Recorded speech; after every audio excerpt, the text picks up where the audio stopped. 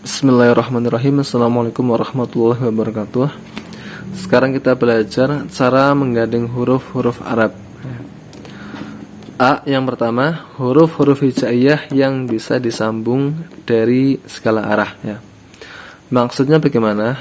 Maksudnya huruf-huruf ini bisa disambung dengan huruf sebelum dan setelahnya, dan bisa diletakkan di awal, di tengah, dan di akhir kalimat. Jumlahnya ada 22.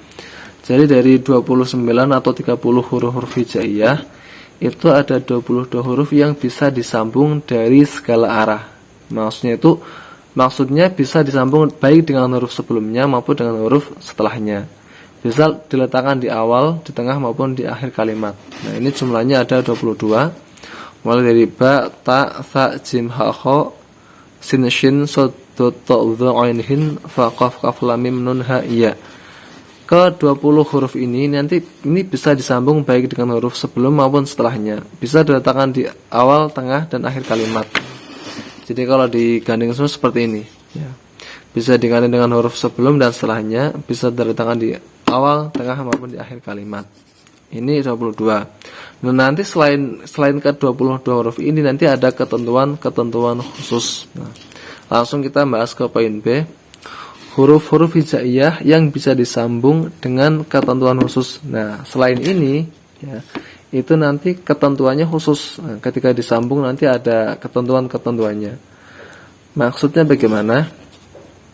Maksudnya huruf-huruf ini bisa disambung dengan huruf lainnya, akan tetapi ada beberapa ketentuan dan beberapa perincian. Sebenarnya ada 6, yaitu alif, dal, zal, ra, za, wawu. Nah, kelima huruf 1, 2, 6 ya. Ke-6 huruf ini bisa nanti disambung atau digandeng dengan huruf-huruf lainnya. Akan tetapi nanti ada ketentuan atau pembagiannya. Adapun perincinya adalah sebagai berikut. Nah, perincinya adalah sebagai berikut. Yang pertama,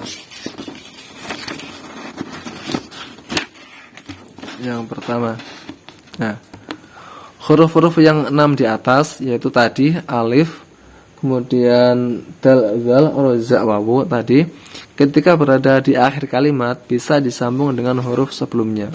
Jadi ke-6 huruf ini ketika berada di akhir kalimat itu pasti bisa disambung dengan huruf sebelumnya. Contohnya misalnya huruf alif terletak di akhir kalimat, coba ini bisa disambung dengan huruf sebelumnya, yaitu huruf ba.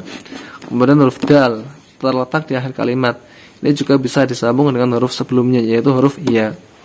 Kemudian huruf zal juga sama ya, terletak di akhir kalimat, bisa disambung dengan huruf sebelumnya, yaitu huruf ba. Kemudian huruf ro, huruf za, huruf wawu itu sama semua. Ketika terletak di akhir kalimat itu otomatis bisa disambung dengan huruf sebelumnya. Itu ketentuan pertama. Ketentuan kedua, nah ini yang agak beda.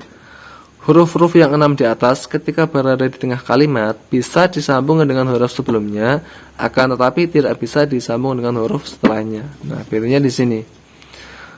Kalau terletaknya di tengah kalimat itu hanya bisa disambung dengan huruf sebelumnya, akan tetapi tidak bisa disambung dengan huruf setelahnya. Contohnya huruf alif. Nah, contohnya pada lafaz ba'da. Ini huruf alif terletak di tengah kalimat. Ini bisa disambung dengan huruf sebelumnya, yaitu huruf ba. Akan tetapi tidak bisa disambung dengan huruf setelahnya, yaitu huruf ain. Demikian juga nanti contoh-contoh yang lain. Kemudian huruf tadi apa? Setelah alif, dal ya.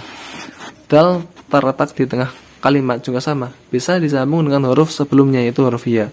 Akan tetapi tidak bisa disambung dengan huruf setelahnya, huruf kha. Kemudian huruf dal juga sama, bisa terletak di tengah kalimat, bisa disambung dengan huruf sebelumnya, huruf ya. Akan tetapi tidak bisa disambung dengan huruf setelahnya, huruf ha. Kemudian huruf apa ini? Ro juga sama, terletak di tengah kalimat, bisa disambung dengan huruf sebelumnya, akan tetapi tidak bisa disambung dengan huruf setelahnya, yaitu huruf ta. Kemudian huruf apa ini? Huruf za juga sama. Za terletak di tengah kalimat, bisa disambung dengan huruf sebelumnya, yaitu huruf ya. Akan tetapi tidak bisa disambung dengan huruf sebelumnya, yaitu huruf ba. Huruf wawu juga sama, bisa disambung dengan huruf sebelumnya, huruf ya, tidak bisa disambung dengan huruf setelahnya, yaitu huruf ain. Itu ketentuan kedua. Kemudian ketentuan ketiga. Huruf-huruf yang 6 di atas ketika berada di awal kalimat tidak bisa disambung dengan huruf setelahnya. Nah, Terus huruf yang 6 ini ketika berada di awal kalimat itu tidak bisa disambung dengan huruf setelahnya. Contohnya ini alif ya. Tetapi ini alif yang ada hamzahnya loh ya, alif yang ada hamzahnya.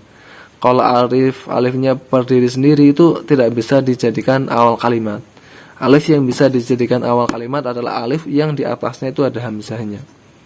Nah, contohnya akala. Akala ini terletak di awal kalimat, maka tidak bisa disambung dengan huruf setelahnya, yaitu huruf kaf ya. Kemudian huruf dal terletak di awal kalimat, juga tidak bisa disambung dengan huruf setelahnya, yaitu huruf kha. Kemudian dal besar juga sama, terletak di awal kalimat, maka tidak bisa disambung dengan huruf setelahnya, yaitu huruf ba. Kemudian huruf ro juga sama, terletak di awal kalimat, tidak bisa disambung dengan huruf setelahnya, yaitu huruf sin. Kemudian huruf za, huruf wawu juga sama ya. Jadi keenam huruf ini ketika berada di awal kalimat tidak bisa disambung dengan huruf setelahnya. Kemudian ketentuan keempat, huruf-huruf yang 6 di atas ketika berkumpul satu sama lain tidak bisa disambung dari segala arah. Atau yang akhir berupa huruf lain selain huruf 6 di atas juga tidak bisa disambung dari segala arah jika terdiri dari 3 huruf saja. Nah, ini penjelasannya seperti ini. Huruf-huruf yang 6 yaitu huruf alif, dal, zal, ro, za, wawu ini ketika berkumpul satu sama lain ini tidak bisa disambung ya, tidak bisa diapa-apakan. Contohnya ini. Huruf ini alif, za, ro. Ketiganya ini kan termasuk huruf yang 6 ini ya. Huruf alif, huruf za, huruf ro ya kan.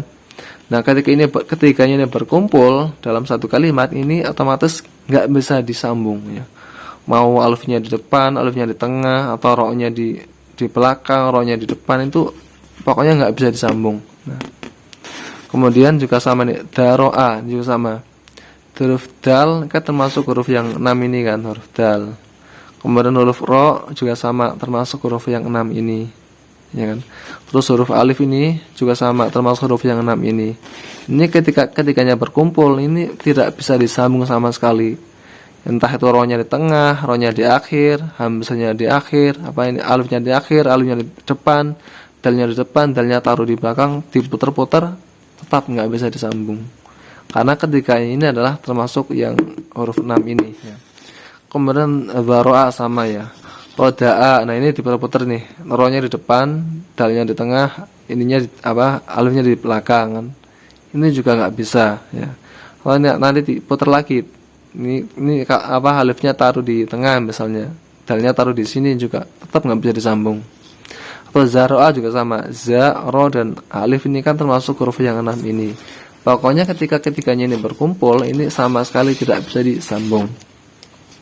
Kemudian lagi yang nggak bisa disambung lagi, huruf-huruf yang 6 yaitu alif, dal, zal, ro, za, wawu ini ketika disambung dengan huruf lain di akhir kalimat. Maksudnya apa? Huruf-huruf yang 6 ini ketika disambung dengan kalimat lain, huruf-huruf yang 6 ini ketika digandeng atau disambung dengan huruf lain, namun huruf lain tersebut terletak di akhir kalimat dan hanya terdiri dari 3 huruf, itu juga tidak bisa disambung. Ya, tidak bisa disambung. Contohnya ini. Alif ini kan termasuk huruf yang 6. Ro ini termasuk huruf yang 6. Kemudian disambung dengan huruf dot. Huruf dot ini kan bukan termasuk huruf yang 6 ini. Akan tetapi karena huruf dot ini terletak di akhir kalimat dan jumlahnya cuma 3 huruf, ini juga tidak bisa disambung. Nah, itu. Kecuali nanti ya, misalnya hurufnya ada 4 huruf misalnya, ini dikasih huruf, habis ini dikasih huruf alif misalnya, kasih huruf alif gini, ya bisa, ya ini bisa disambung. Atau misalnya dotnya dikasih di depan, misalnya seperti ini, nah ini nanti bisa disambung. Tapi syaratnya tadi, 1, huruf lain tersebut harus terletak di akhir kalimat. Kedua, harus berjumlah 3 huruf. Kalau salah satunya dilanggar ya bisa disambung. Misalnya tadi, kalau huruf dotnya ini seharusnya di akhir kalimat, kok di tengah di awal kalimat atau di tengah kalimat, itu bisa disambung. Atau jumlahnya lebih dari 3, itu bisa disambung. Tapi kalau memenuhi 2 syarat tadi, ini sama sekali tidak bisa disambung. Contoh lain, da'aba. Da termasuk huruf yang 6 di atas tadi. Alif juga termasuk huruf yang 6 ini. Akan tetapi huruf ba ini kan bukan huruf yang 6 ini, ya. Ini tidak bisa disambung, ya, ketiganya, karena satu, huruf ba ini walaupun bukan yang huruf yang 6 ini, tapi letaknya di akhir kalimat, ya. Dan ini cuma 3 huruf, ya. Kecuali nanti misalnya ba-nya taruh di awal kalimat, nah ini bisa disambung. Nah, nanti jadi gini kan, ba-nya bisa disambung. Atau kasih 1 huruf lagi misalnya, bukan 3 huruf tapi 4 huruf, misalnya habis ba dikasih alif, nah ini bisa disambung. Nah, kemudian contoh setelahnya, ya pokoknya kalau tadi memenuhi 2 syarat tadi, disambung dengan kalimat lain tapi dengan huruf lain, tapi huruf lain tersebut harus di akhir kalimat dan jumlahnya cuma 3. Soalnya da'aba. Zal ini termasuk huruf yang 6, alif ini termasuk huruf yang 6, ba bukan huruf yang 6, tapi tadi banyak di akhir kalimat dan jumlah hurufnya cuma 3, maka ini tidak bisa disambung sama sekali ketiganya. Ro asa juga sama. Ro ini termasuk huruf yang 6, alif ini termasuk huruf yang 6, sin ini bukan. Akan tapi karena sin ini terletak di akhir kalimat dan jumlah hurufnya cuma 3, maka sama sekali ketiganya tidak bisa disambung. Terus contoh yang terakhir, za. Zaro'a juga sama. Za ini termasuk huruf yang 6, ro termasuk huruf yang 6, ain bukan. Akan tetapi karena ainnya terletak di akhir kalimat dan cuma 3 huruf, juga sama sekali tidak bisa disambung. Kemudian masih ada 1 contoh lagi, itu wa'ala.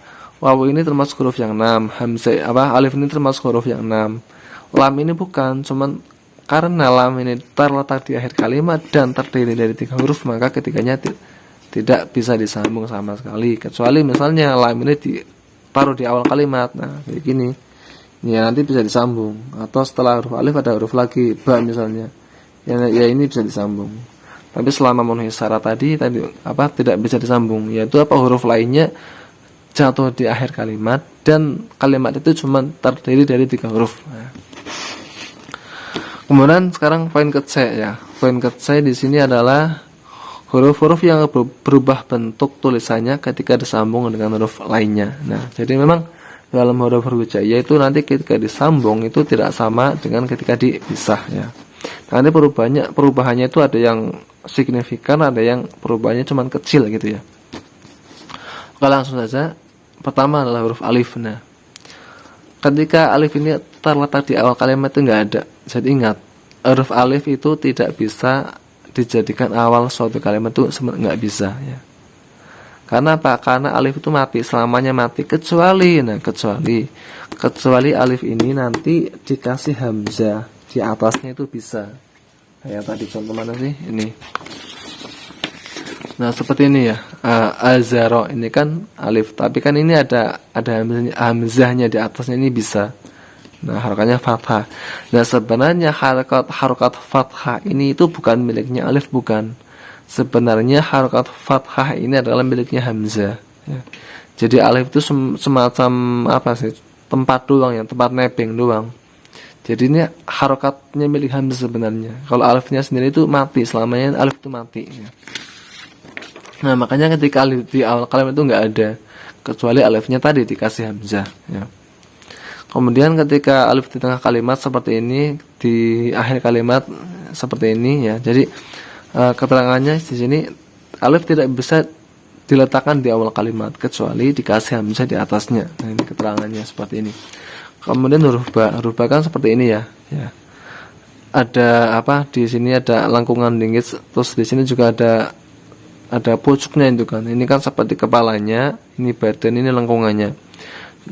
Tapi nanti ketika diganti dengan kalimat lain itu ada perubahannya, cuman sedikit gitu doang. Contohnya ini basoro, ini huruf ba terletak di awal kalimat, ya. Ininya hilang, ya. Apa sih namanya? Kayak lengkungan kecil ini, ekornya ini hilang, ya. Kalau kepalanya ini masih ada ini, tapi ekornya hilang. Kemudian ketika ba terletak di tengah kalimat, ini baik kepala maupun ekornya hilang semua. Terus ketika ba berada di akhir kalimat, itu ekornya doang yang ada, kepalanya hilang. Nah, ini ada perubahan, cuman kan sedikit banget, ya, nggak terlalu signifikan. Kemudian ta juga sama, mirip dengan huruf ba perubahannya ya. Jadi ketika ta ini digandeng dan terletak di awal kalimat, ininya hilang ya, pucuknya ini hilang, ekornya hilang. Ketika terletak di tengah kalimat, itu baik kepala maupun ininya pucuknya hilang. Dan ketika berada di akhir kalimat, ini ekornya ada tapi kepalanya hilang ya. Huruf sa kurang lebih juga sama, perubahannya itu ada, cuman sedikit. Maka keterangannya ada sedikit perubahan, ada tapi sedikit banget perubahannya. Kemudian huruf jim seperti ini ketika dipisah. Nah, ketika digandeng dengan kalimat yang lain, ini perubahannya ada. Ketika diletakkan di awal kalimat, ininya hilang. Apa sih ya? Ekornya lah. Kalau kita ngomongnya ekornya hilang.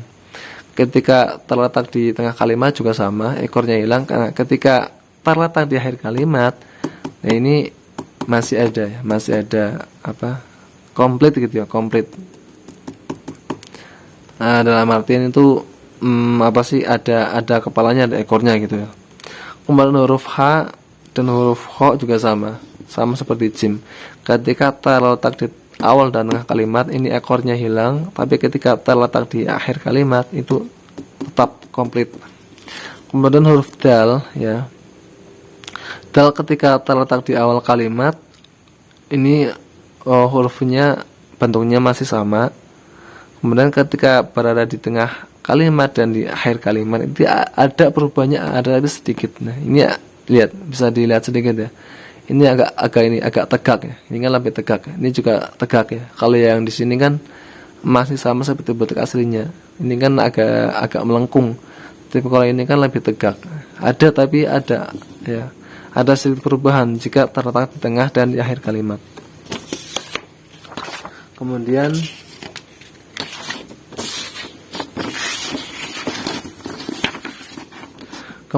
huruf dzal.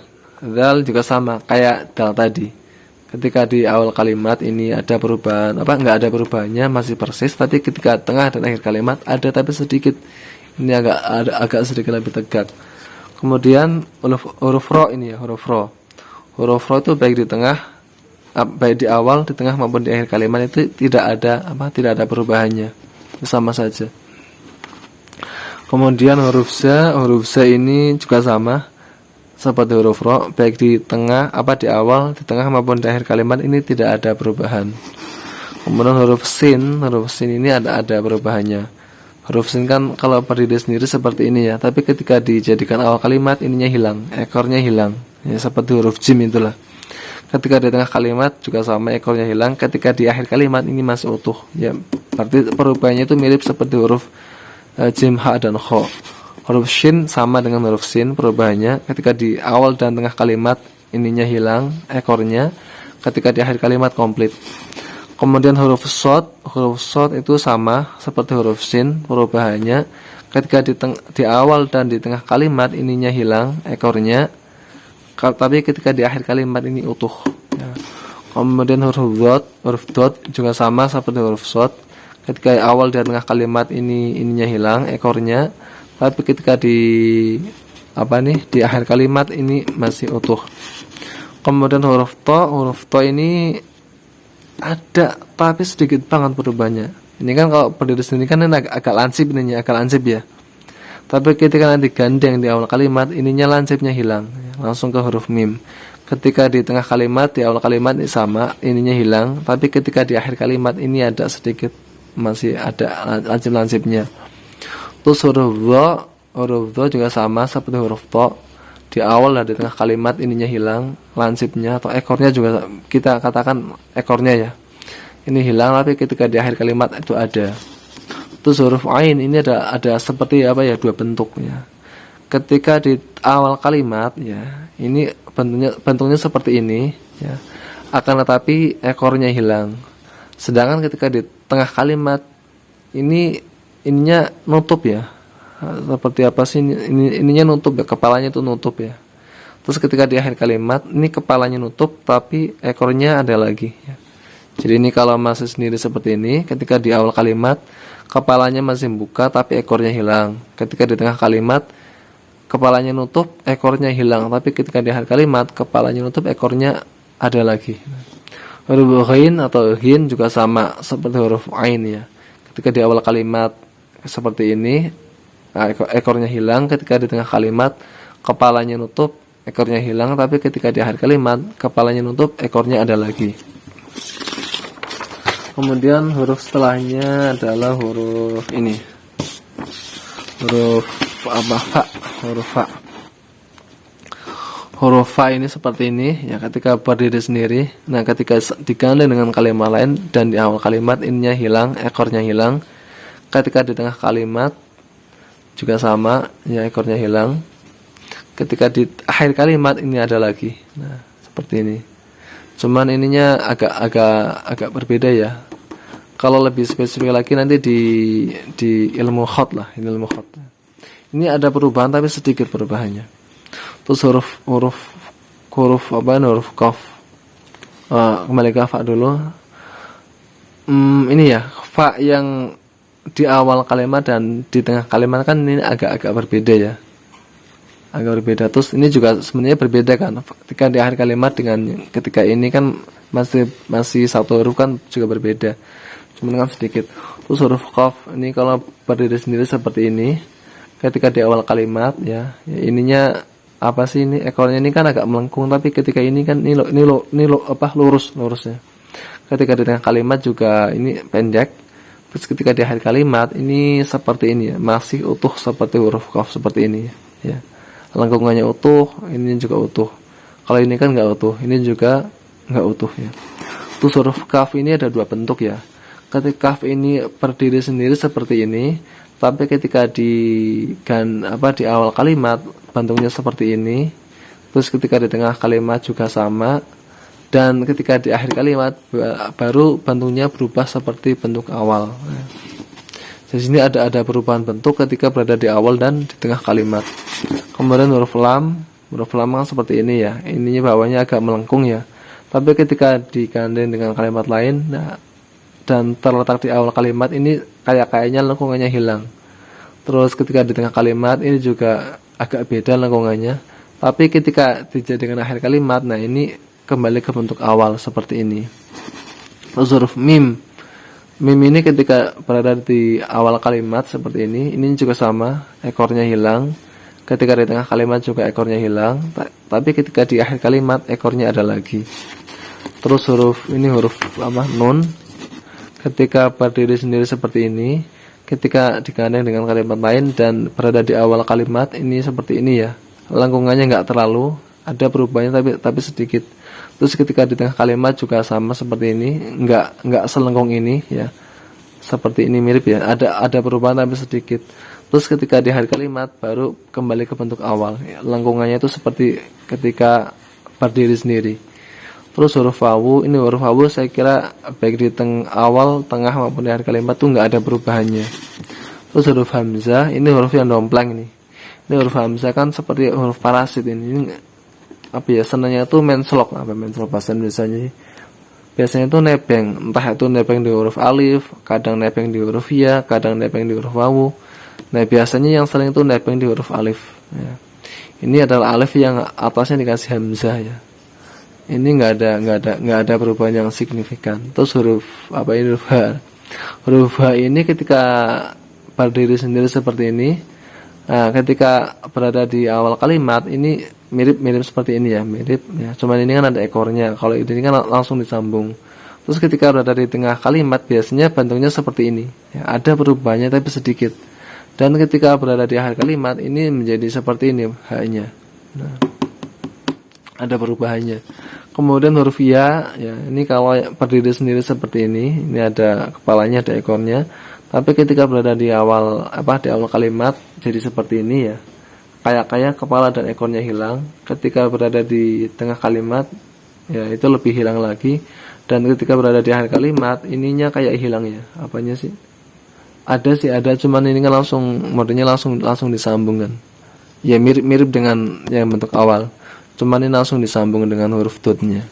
Kemudian lam alif. Lam alif ini sebenarnya ini ada dua huruf ya. Sebenarnya huruf lam dan huruf alif ya. Cuman ini kayak seperti huruf yang berdiri sendiri, padahal ini gabungan dua huruf, yaitu dua huruf lam dan huruf alif. Nah, lam alif ini ketika di awal kalimat biasanya seperti ini bentuknya, masih sama seperti ini. Ketika di tengah kalimat biasanya bentuknya seperti ini, ada sedikit perubahan. Ketika di akhir kalimat juga sama seperti di tengah kalimatnya, ada perubahan tapi sedikit. Oke. Terus sekarang yang terakhir adalah D, huruf-huruf yang mempunyai dua bentuk tulisan atau lebih ya. Jadi memang huruf bahasa Arab ada dua bentuk tulisannya. Kalau alfabet kita mengenal ada huruf kapital, ada atau huruf besar dan huruf biasa atau huruf kecil ya. Bahasa Arab itu juga sama, ada beberapa huruf yang mempunyai dua versi.